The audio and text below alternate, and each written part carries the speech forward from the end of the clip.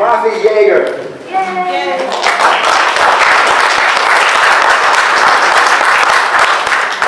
One of the groups of people, Americans, who for centuries have stood up for justice of all kinds are the Friends. We are very privileged that Martha Yager is here tonight to tell us about their work. Thank you, Martha. Thank you. I'm glad everybody to a stretch break. You're wonderful for sitting for so long.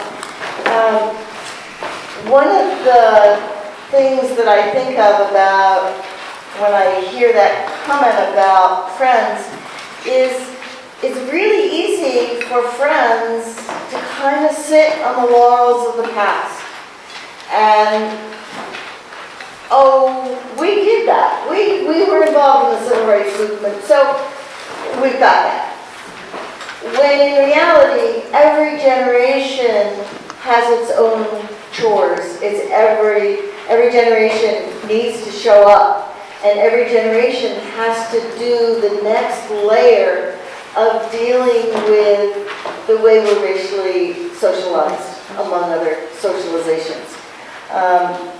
And that has looked different over the years. One of the ways that it's been looking different in the maybe 10 years since I've been in the Rhode Island area was when I had been doing work in affordable housing, which put me, and homelessness, which put me in with a group of folks who were differently oppressed and disadvantaged.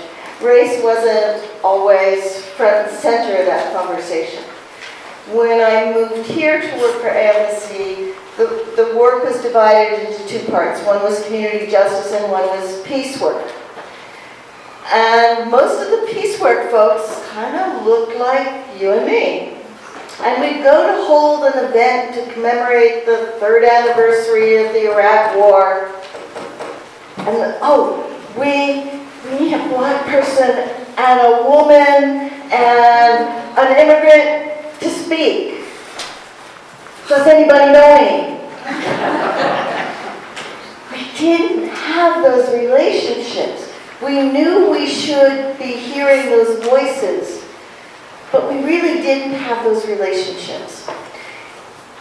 And I was struggling with that, and I realized that part of what was happening, I would hear, well, you know, they care about war too. They're the ones that end up going to war. They're the economic draft. You know, how come they're not here? Well, that's because figuratively their houses were burning down. They had so many other things going on that related to their survival that were so urgent. They had kids getting arrested. They had kids getting beat up by the police. There were undocumented kids who were frightened that their parents were going to get taken away from them. They had really big stuff going on, and we weren't showing up. We didn't even really know what they needed us to show up for. So we began a process of trying to show up, to get involved in coalitions, and to go to lots of meetings in communities where initially it was like, oh, I'm glad you're here. A white person finally came. No, it was, who are you? What are you doing here? Can we trust you? And having to earn that trust. Having to just keep showing up. Not taking over, not telling people how to solve their problems, listening to their wisdom and following their lead, and then figuring out how to draw in other white people who could show up in ways that would follow the lead of the people whose needs we were working with. One of those has been the long struggle around police accountability in Rhode Island, which for a number of years was focused on a bill in the State House that was a statewide racial profiling bill. And one of the challenges in that work was that people who were less directly impacted started negotiating and giving away pieces of the bill that the police didn't like. That the more directly impacted people were really upset about.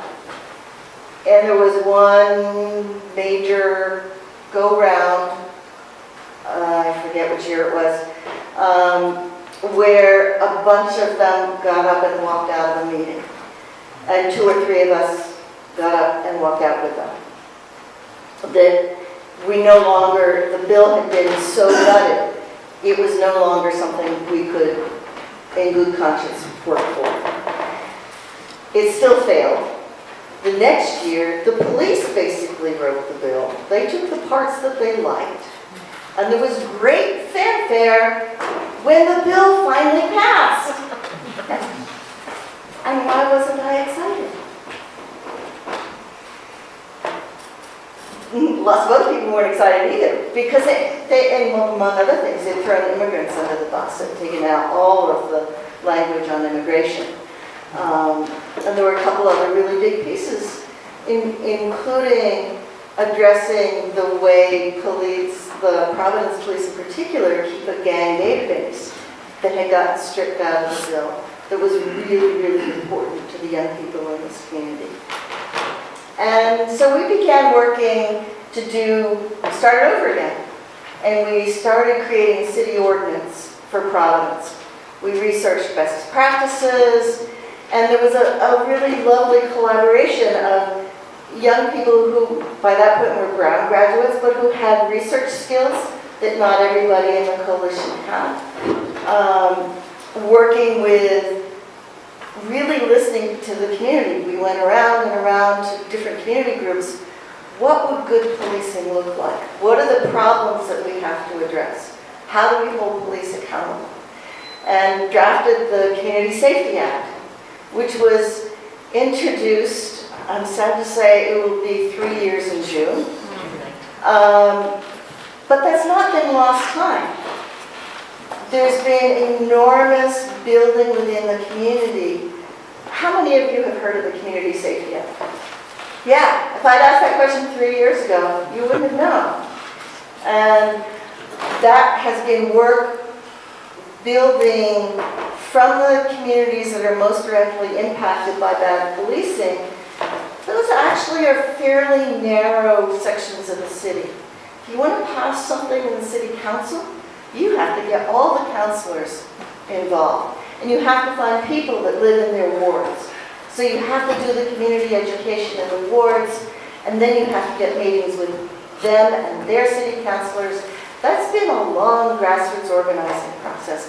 And most of the leadership for that has come from young people of color. In particular, the Providence Youth Student Movement, PRISM. Some of those organizers I've known since they were 15 years old. They're now 25 years old, and they're still working with the organization, and they're still determined to pass this. We think we have final language, almost. We're supposed to meet to discuss it on Tuesday. There's supposed to be a blizzard. So, that's what it is. We will have to move the meeting, but it should be, the final language should be submitted to the ordinance committee within the next couple of weeks, and then it will go to hearings to the city council for a vote. And we're going to need lots of people, including lots of people who look like me, to show up and say, this matters to me. I want my community to be a place where the police don't harass other people. So one of the bumps along that road was Ray Kelly. I had been working at a number of, been working with communities directly impacted by policing. Many of us had relationships with Brown. When people in the community found out that the chief cheerleader for the stop and frisk policy was being given a microphone by Brown and being paid $10,000 to give this speech by a special donor. Students at Brown did some really good organizing, trying to find alternatives. They asked to have another speaker, either with Ray Kelly or on a separate night. They asked for a panel discussion. They asked for all kinds of things, and you know the details of that side more than I do, but they were met with no. They were stonewalled. So they came to the community groups and said, we are really upset that this is happening at our school. We don't feel like we belong here. And there were students from, a lot of students from New York who had been directly impacted by the stop and frisk policies of Ray Kelly when they were growing up in the city. And having him come here really didn't feel right. So, and we had been trying to get Brown to be involved in supporting the Community Safety Act and the racial profiling work. And Brown really wasn't interested in that. So those kind of things all kind of came together. There were some very quick planning meetings, and the decision was to go in and for students, a bit of chanting when Ray Kelly started to speak. And people that were going in were fully expecting to be told to leave. There were a lot of police in that room because they invited the Providence Police Department to come. So they were all sitting down front, plus all the Brown security people. People fully expected that as they began being disruptive, they would be told to leave, and people were planning to leave. Nobody was planning to get arrested over this. So then the students started getting up and telling their stories, one after another, what had happened to them under Ray Kelly's administration. I was outside doing kind of marshalling, kind of collective work outside and legal observing, and fully expecting to be receiving the students when they were told to come out. And then instead, someone high up in the administration came out and said, the program's canceled. And that was the end of that.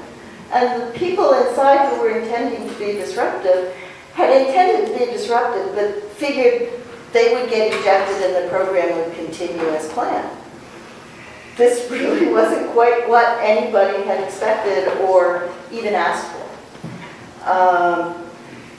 And it caused quite a stir. The community then had its meeting, I think it was the next night, and I heard the same story, and was asked by some of the students of color as an accomplice to write a letter to the editor, an op-ed in support of them for the Providence Journal.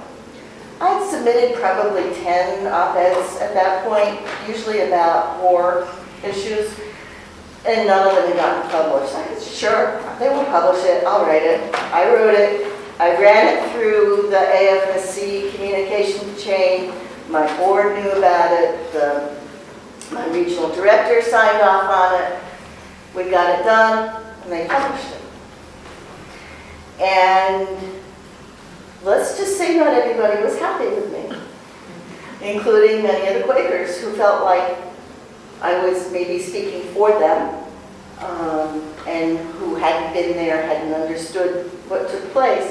We had to have a whole other series of conversations with the Quaker meeting about why I had said and done what I did and ended up with support.